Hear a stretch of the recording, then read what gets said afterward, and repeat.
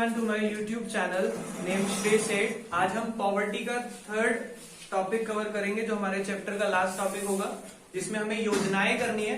पहली योजना मैंने आपको कल भी समझाई थी, अब एक बार दोबारा से समझ लेते हैं, जिसका नाम क्या है, स्वर्ण जयंती। स्वर्ण मीन्स गोल्डन और जयंती मीन्स क्या, जुबली, गोल्डन जुबली, यानी कि जब देश आजाद हुआ उसकी गोल्डन जुबली पे हमने ये योजना बनाई थी।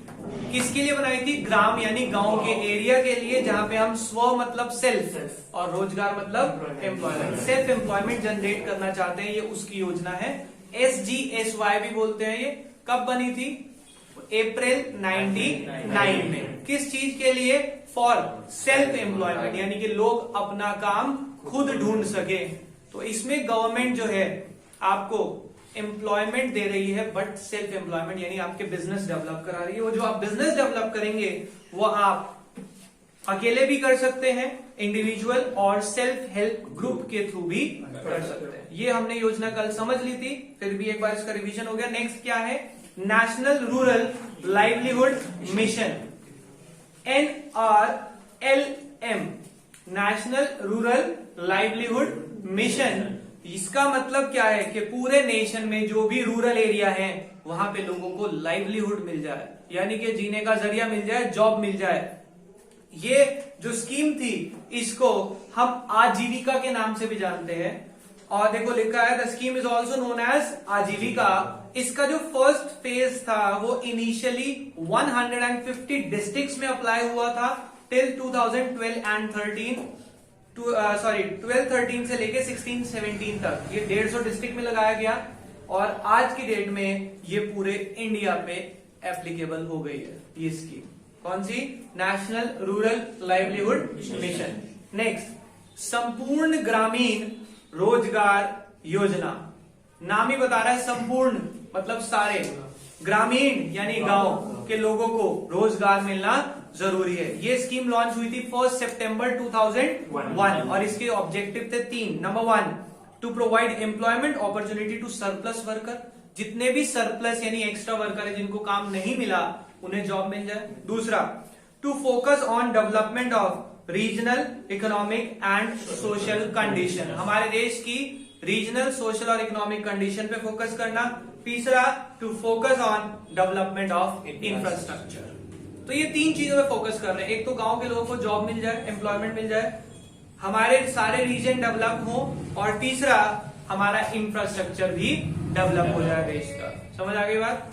नेक्स्ट हमारी है प्रधानमंत्री ग्रामोदय योजना है। ये N नहीं है, M, प्रधानमंत्री ग्रामोदय योजना। ठीक है, प्रधानमंत्री ग्रामोदय योजना। नाम समझना, प्रधानमंत्री ने एक योजना बनाई थी क्या, कि ग्राम यानी गांव, गांव में उदय होना चाहिए, यानी कि रोशनी जिसे हम कहते हैं, ग्रोथ होनी चाहिए गांव की, उसके लिए बनाई थी। देखो क्या लिखा है कि गांव की ग्रोथ के लिए गवर्नमेंट ने क्या योजना बनाई थी, हमारे प्रधानमंत्री ने। The yojana was launched in 2001। The aim at improving the living standard of living of rural people by developing 5 important areas. कह रहे गांव के एरिया, वो गांव की डेवलपमेंट के लिए 5 एरिया पे फोकस कराया था प्रधानमंत्री जी ने। क्या थे वो 5 area? Number 1 health, number 2 education, drinking water, housing and roads. कह रहे गांव में ये 5 चीजें डेवलप कराई थी जिससे कि गांव की डेवलपमेंट हो सके। तो हमने 4 योजनाएं पढ़ी। बेटा इन योजनाओं में अगर मैं आपको ये भी कह दूं ना कि बेटा इसे रीड कराना, तो इसमें कुछ नया समझने के लिए है नहीं, प्रोवाइडेड आपके पास नोट्स होने चाहिए।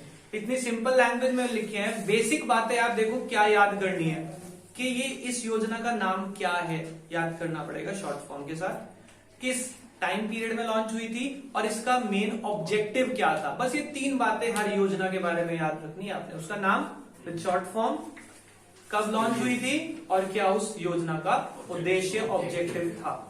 ठीक है, तो हमने 4 पढ़ ली, 5वीं देखो, इसके बारे में तो कुछ भी नहीं लिखा। जयप्रकाश रोजगार गारंटी योजना क्या दी थी इसमें? इन्होंने गारंटी दी थी कि जो देश के सबसे ज्यादा बैकवर्ड डिस्ट्रिक्ट्स होंगे वहां के हर वर्कर को गारंटीड रोजगार मिलेगा।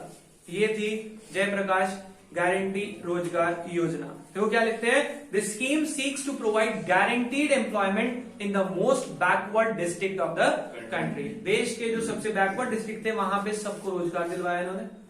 नंबर 6, स्वर्ण जयंती शहरी रोजगार योजना। बेटा वो ग्राम थी, गांव की बात कर रही थी, ये किसकी बात कर रहे हैं, शहरी। ये भी कब बनी होगी, स्वर्ण जयंती यानी कि गोल्डन जुबली पे ही बनी होगी। बट देखो इसकी डेट क्या लिखी है, 1 दिसंबर 1997। तो इसको 50 साल कैसे हो गए सर? बेटा पहले तो हम कह सकते हैं ऑलमोस्ट 50 इयर्स। दूसरा, हमारी जो आजादी शुरू हुई थी 47 से शुरू होके 49 में मिली थी, और हमारी गवर्नमेंट जो बनी थी पहली वो 50 में डेवलप होके 51 से हमारे पहले 5 ईयर प्लान बने थे। तो प्रोसेस शुरू हुआ था, इसलिए इसको भी नाम रख दिया स्वर्ण जयंती शहरी रोजगार योजना। तो ये किसको जॉब दिलवाएंगे, शहर में जो लोग रह रहे हैं। देखो क्या लिखते हैं, the main objective of the योजना फॉर सेल्फ एम्प्लॉयमेंट और वेज एम्प्लॉयमेंट। तो स्वरोजगार नहीं है ना, रोजगार है, चाहे सेल्फ एम्प्लॉयमेंट हो चाहे जॉब हो, दोनों दिलवा रहे हैं। टू द अर्बन अनएम्प्लॉयड और underemployed people, it includes 2 programme. इसमें 2 प्रोग्राम आ रहे थे, सेल्फ एम्प्लॉयमेंट प्रोग्राम और वेज एम्प्लॉयमेंट। दोनों तरह से आपको अपना काम शुरू करना है वो भी करवा सकते हैं, और अगर आपको जॉब करनी है वो भी दिलवा सकते हैं। क्लियर हो गई बात? नेक्स्ट, प्राइम मिनिस्टर रोजगार योजना। प्राइम मिनिस्टर रोजगार योजना में गवर्नमेंट ने क्या करा था, स्कीम में लोन प्रोवाइड करे थे कि आप अपना बिजनेस शुरू कर सकते हैं, जिसमें आपको 1 लाख से लेके 3 लाख तक का लोन दिया जा रहा था कि आप अपना बिजनेस शुरू कर सकते हैं। देखो वो अभी पढ़ेंगे तब समझ आएगा, आप वैल्यूज देखेंगे ऐसे नहीं समझ आएगा। The scheme was mainly for providing employment to educated unemployed, यानी कि पढ़े लिखे जिनको नौकरी नहीं मिल रही, ये उन पे फोकस कर रहे थे कि आप पढ़े लिखे हैं, नॉलेज है, बट आपको जॉब नहीं मिल रही, ये उस पे फोकस करते हैं। The scheme provide loan up to 1 lakh for opening his own enterprise and 2 lakh for other activity. तो टोटल कितना मिल सकता था आपको, 3 लाख का। मैंने इसलिए कहा था 1 से 3 लाख तक का आपका लोन मिलेगा। अपना बिजनेस शुरू करना है 1 लाख का लोन, और अदर एक्टिविटीज के लिए आपको 2 लाख का लोन, टोटल 3 लाख तक का लोन ये स्कीम प्रोवाइड करती थी। Next is development of small and cottage industries, जो SSI जिसे हम बोलते हैं, स्मॉल स्केल इंडस्ट्री, उसकी डेवलपमेंट के लिए गवर्नमेंट ने कुछ ये स्कीम लॉन्च करी थी। Special measures have been taken by the government to develop small and cottage industry with a view to remove poverty and unemployment through spread of cottage and small scale industry। कह रहे government चाहती थी कि poverty हटाने के लिए हमें गांव में सबसे अच्छा तरीका दिखता है कि वहां पे स्मॉल स्केल और कॉटेज इंडस्ट्री सेटअप कर दें, लोगों को एम्प्लॉयमेंट मिलेगा, और जब एम्प्लॉयमेंट मिलता है तो पॉवर्टी ऑटोमेटिकली खत्म हो जाएगी। नेक्स्ट है minimum need programme. Minimum need programme, इसमें देखो नाम ही बता रहा है ये प्रोग्राम क्यों बनाया गया होगा, जिससे कि पुअर लोगों की मिनिमम नीड्स को पूरा कराया जा सके। अब वो मिनिमम नीड में इन्होंने देखो क्या क्या कराया था। To raise the standard of living of the poor, minimum need programme was launched during 5th 5 year plan. जो 5th 5 ईयर प्लान आया था उसमें ये प्रोग्राम आया था। तो याद रखना कब आया था ये, 5th 5 ईयर प्लान में। द प्रोग्राम कवर्स, क्या चीजें कवर करता है, प्राइमरी एजुकेशन, एडल्ट एजुकेशन, दोनों की एजुकेशन, प्राइमरी भी एडल्ट भी। कहोगा rural health, rural water supply, ये एक ही है, rural water supply, rural roads, rural electrification, rural housing etcetera, यानी कि रहने के लिए जो चीजें जरूरी हैं सब हमने इस स्कीम के थ्रू गरीबों को दिलवाया था। क्लियर हो गई बात?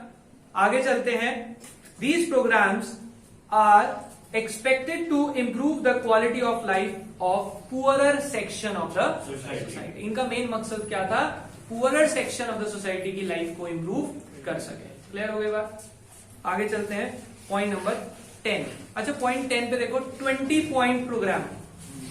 20 पॉइंट प्रोग्राम का मतलब क्या है, ये जो प्रोग्राम बना था इसमें हमने 20 बातें कही थी गवर्नमेंट ने, जो उन्होंने फोकस करी थी। इसमें देखो बहुत सारी, नीचे मेरे ख्याल में मैंने कितनी लिखी है, 8 9 10 तो लिखी है। इसके अलावा टोटल 20 पॉइंट्स थे। जो इसके मेन पॉइंट्स थे वो मैंने लिख दिए।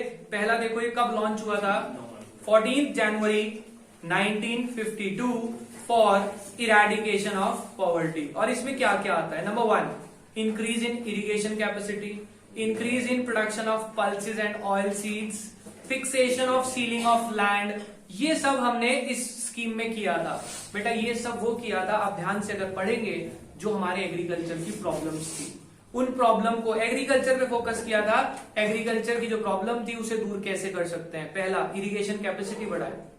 दूसरा, प्रोडक्शन बढ़ाएं, पल्सेस की और सीड्स की। लैंड पे सीलिंग लगाई थी, ये पढ़ा था आपने पॉइंट, कि गवर्नमेंट ने जो लैंड था उस पे सीलिंग लगाई। जिसके पास सीलिंग से अबव लैंड होगा वो गवर्नमेंट फोरफीट करके लैंडलेस वर्कर्स को दे देते थी। ये वो वाला पॉइंट है। Point number next, minimum ways for agriculture worker. Agriculture worker के लिए मिनिमम वेजेस फिक्स करें कि उन्हें कम से कम इतना वेजेस मिलना ही चाहिए। Drinking water in the villages, development of power capacity यानी इलेक्ट्रिसिटी सप्लाई दिलवाई। तो ये सब हमने काम किए थे, आप इसे पढ़ लेंगे स्कीम में क्या क्या है। नेक्स्ट, प्रधानमंत्री नेशनल रूरल एम्प्लॉयमेंट, इसको हम मनरेगा भी बोलते हैं।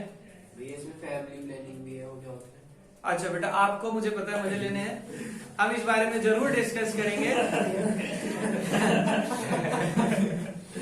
बट अभी नहीं, बाद में, ठीक है। 11th point, MNREGA. बेटा इस स्कीम के बारे में आपने फॉर श्योर सुना होगा, क्योंकि ये स्कीम बहुत फेमस हुई है। Mahatma Gandhi national rural employment. इसमें हमारी गवर्नमेंट ने फोकस किया कि हर रूरल वर्कर को कम से कम 100 दिन की जॉब मिलेगी ही मिलेगी पूरे साल में। अगर 100 दिन की जॉब मिलती है, 100 दिन की जॉब का मतलब आज एक वर्कर की दिहाड़ी कम से कम 400 रुपए है, और अगर वो 100 दिन काम कर रहा है 400 रुपए के हिसाब से 40,000 रुपए साल कमा रहा है, तो उसे कहीं ना कहीं गवर्नमेंट पॉवर्टी लाइन से ऊपर लाने की कोशिश कर रही है। तो ये स्कीम बनाई मनरेगा। इसमें क्या करना होता है कि जिस वर्कर को पूरे साल में काम नहीं मिला, जहां पे ये जिस गांव में, जिस एरिया में, जिस डिस्ट्रिक्ट में ये स्कीम चल रही है, वर्कर को वहां जाके अपने आप को रजिस्टर करवाना है और सरकार आपको एक साल में 100 दिन का एम्प्लॉयमेंट जरूर दिलवाती है। नाम क्या है? Mahatma Gandhi national rural employment. पढ़ते क्या लिखा है? Under this act all those who are willing to work at minimum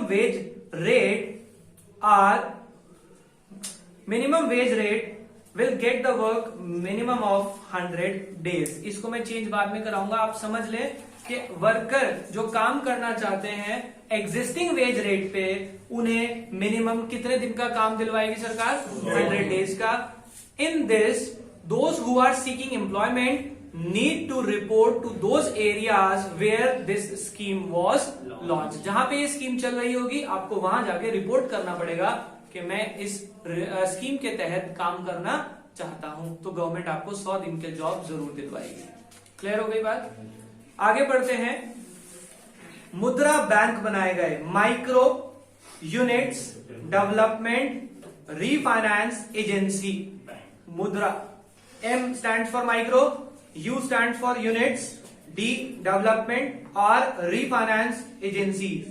ऐसी एजेंसी बनाई गई जो एक बैंक की तरह काम करती है और लोगों को स्मॉल बिजनेस सेटअप करने के लिए लोन प्रोवाइड करती है। जिनके पास फंडिंग की शॉर्टेज है, उन्हें पैसा देते हैं कि आप अपना बिजनेस सेटअप करके फंड्स अरेंज कर लें, गवर्नमेंट आपको फंड्स दिलवा देगी। देखो क्या लिखते हैं, this scheme have been launched in April 2015.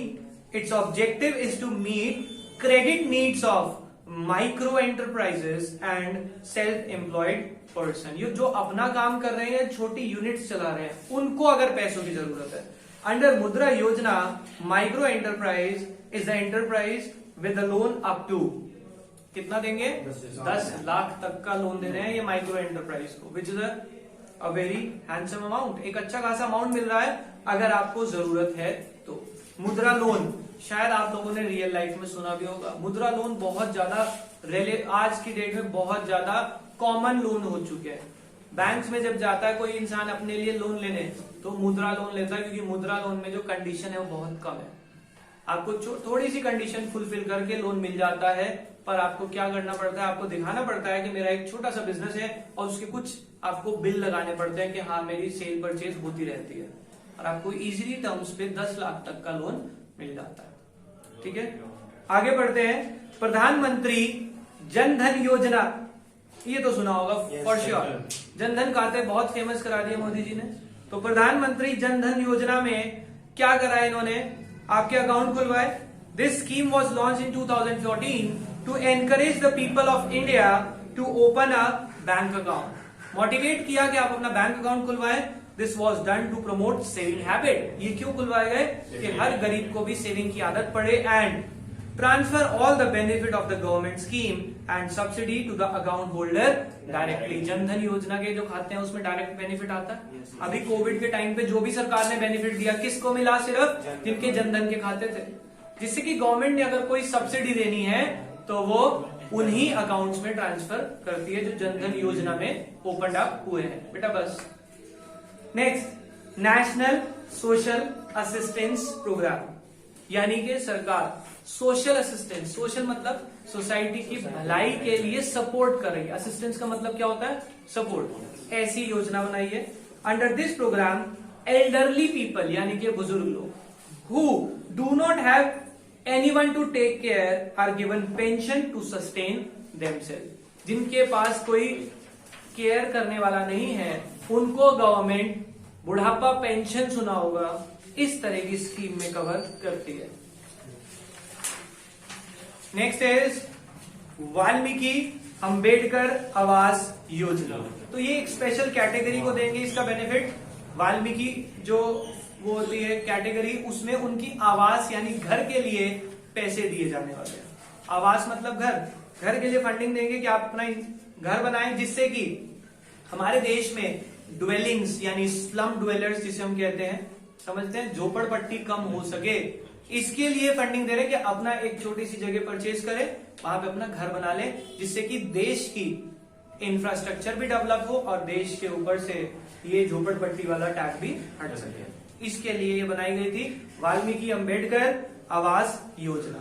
अब ये जो पॉवर्टी एलिवेशन प्रोग्राम है, इससे हमें क्या क्या फायदे हुए और क्या क्या इसके नुकसान। ये लास्ट टॉपिक है चैप्टर का, इसको हम फटाफट से कवर करेंगे, बहुत इजी टॉपिक है। Benefits, percentage of population below poverty line has declined from 46% in 73-74 to 21.9% in 2011 and 12। पहले कितने परसेंट लोग गरीब थे, 46। कब के हिसाब से, 73-74 के हिसाब से। आज 2011-12 की बात कर रहे हैं, 2020 की नहीं, 2011-12 में कितने परसेंट लोग अभी भी गरीब की, 21.9। तो ऑलमोस्ट 22% लोग अभी भी बिलो पॉवर्टी लाइन है। Wage rate have tended to rise over time. कह रहे इस स्कीम से हमें फायदा हुआ कि वर्कर के जो वेज रेट है वो धीरे धीरे बढ़ रहे हैं। आप देखते हैं आज की डेट में मजदूर की दिहाड़ी 400 रुपए हो गई, 500 रुपए हो रही है, और मिस्त्री 600-700 रुपए ले रहा है। तो ये वेज रेट क्यों बढ़ रहे हैं, बिकॉज गवर्नमेंट ने कुछ ऐसी योजनाएं बनाई हैं। इसके कुछ नुकसान भी हुए हैं। क्या नुकसान हुए बेटा, देखो इन योजनाओं का जनरल बेनिफिट कौन ले जाता है, एक गरीब नहीं, एक ऐसा पर्सन जिसको जरूरत नहीं है। आप देखते हैं जो लोन मिलते हैं इन योजनाओं के तहत, क्या गरीब आदमी को मिलते हैं, बैंक वाले देते ही नहीं गरीब को। क्यों, वो कहते हैं तेरे पास तो पेइंग कैपेसिटी नहीं है, वापसी थोड़ी चुका पाएगा तू।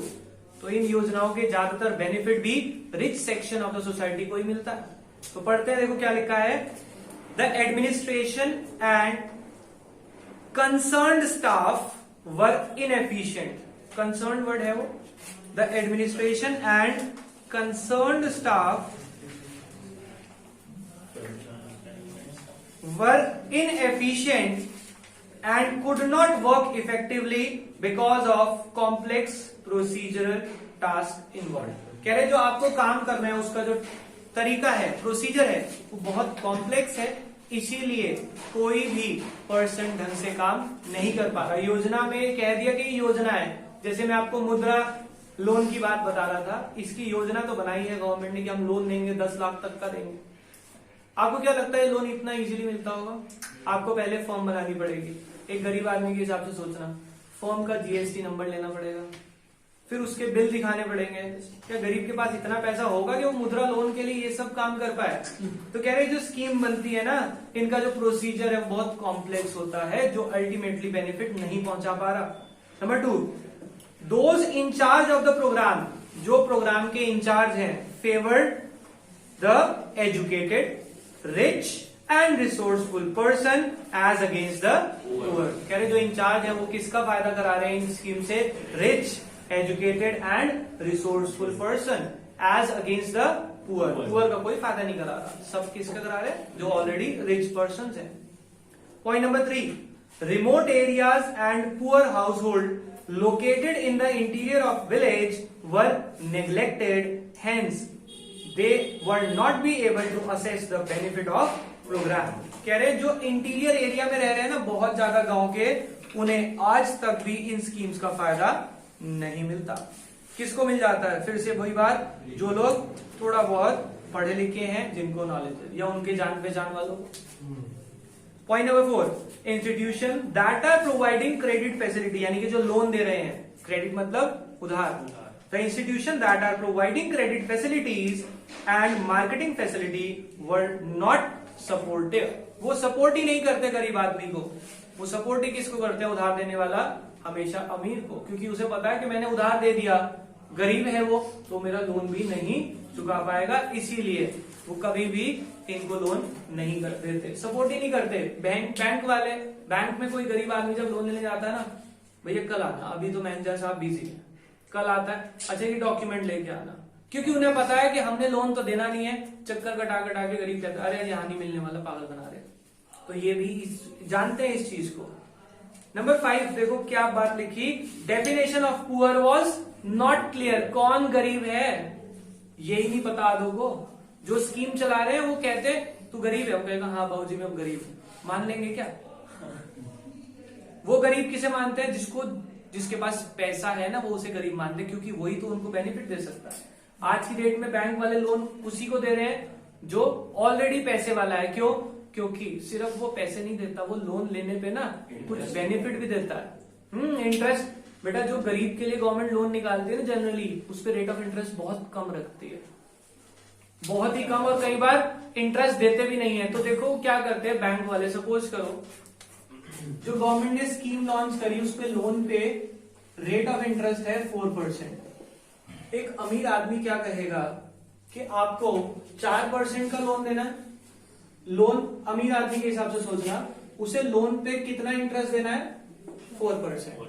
कह रहा है मैं ले लेता हूं, मैं इसे आगे कहीं और बिजनेस में लगा के 10% कमा लूंगा। एक नॉर्मल बिजनेस में भी लगाऊंगा तो 10% कमा लूंगा। बैंक को कहूंगा भाई 4% तो तुझे देना, मैनेजर को कहूंगा लोन पास करा दे, 1% तुझे भी दे दूंगा, क्योंकि उसको तो 5 में भी सस्ता पड़ रहा है। नॉर्मल लोन 10 से 12% से मिलता है बैंक से। तो इससे फायदे कौन उठा लेता है? जो उसको लॉन्च कर रहे हैं, जिनको यही नहीं पता क्लियरली कौन पुअर है और कौन नॉन पुअर है। देखो क्या लिखते हैं, the definition of poor was not clear to many. Too many नहीं है, नॉट क्लियर टू मैनी, यानी कि बहुत सारे लोगों को इसके बारे में पता ही नहीं कि गरीब कौन है। As a result many non poor took the advantage of the programme. तो काफी सारे नॉन पुअर लोग इसका फायदा उठा लेते हैं। Point number 6, the poverty alleviation programme were largely government sponsor programme, it lack participation of people. कह रहे ये लोगों को इन्वॉल्व ही नहीं करते, गवर्नमेंट कहती है हमारा प्रोग्राम है हम खुद देख लेंगे, किसी को आने की जरूरत नहीं है। Last, the delivery machinery of poverty alleviation programme were in the hands of power group of villages, hence these was a large scale leakage in the delivery of system। ध्यान से समझना क्या कहना चाह रहे हैं। कह रहे जो डिलीवरी सिस्टम है, चाहे वो पैसे का है, चाहे वो गुड्स का है, चाहे वो एम्प्लॉयमेंट का है, ये स्कीम किसके हाथ में होती है? जनरली जो गांव के अमीर लोग हैं। आप देखो कोई भी अगर हम कहें गवर्नमेंट ने स्कीम लॉन्च करी है कि आज से हर इंसान को आप हर गांव में आपको 100 लोगों को रोजगार देना है, ठीक है, किसके हाथ में जाएगी ये स्कीम? गांव का जो प्रधान होगा। क्या प्रधान गरीब होता है? अब प्रधान खुद तो गरीब नहीं है तो वो किसे देगा? जिससे वो चाहेगा अपने फैमिली मेंबर को, अपने रिश्तेदारों को, और अगर गरीब को देगा भी तो भी उससे पैसा लेगा। तो उन्होंने यही कहा कि डिलीवरी मशीन, जो भी चाहे आप गुड्स बेच रहे हैं चाहे सर्विसेज भेज रही है ना गवर्नमेंट, उसकी जो डिलीवरी मशीन है of poverty alleviation programme were in the hands of power group of the villages, जो ऑलरेडी पावर में बैठे हैं उनको मिलता है। Hence, these was a large scale leakage in the delivery system. तो डिलीवरी सिस्टम में जो लीकेज है वो बहुत ज्यादा है, वो उसका मिसयूज करते हैं। ठीक है बेटा, फाइनली ये चैप्टर हमारा आज खत्म हो गया। कल हम चैप्टर नंबर 8 को स्टार्ट करेंगे। अभी इसको हम यहीं पे एंड अप करते हैं, बाकी हम करते हैं कल। तो अभी के लिए बाय बाय।